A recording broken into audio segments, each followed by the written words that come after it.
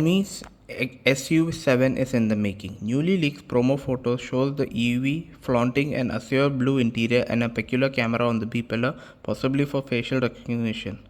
Whoever spilled the beans will face a hefty fine for breaking the NDA. The alleged fine stands at around £340.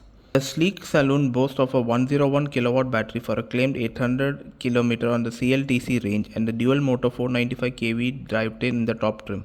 Xiaomi, notorious for smartphones, has been developing its EV for the 3 years now and aims to be on road in the first half of 2024.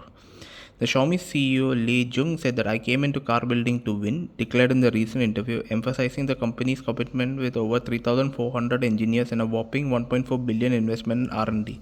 That's a bold statement, and at least on paper, it seems to have a couple of aces up its sleeves.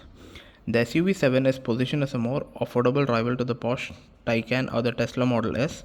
It's tad longer than a Taycan, measuring at 4,997mm, 1,963mm, with a 3,000 Nm wheelbase. It offers two powertrains, RWD with 220 kW battery and AWD with a punchy 495 kW output. There are two batteries to pick up from that. One is a 73.6 kW from BYD or a 100 watt kilowatt from CATL.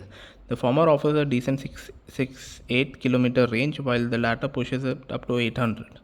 These specs were disclosed by the Ministry of Information Technology during Xiaomi's home market process.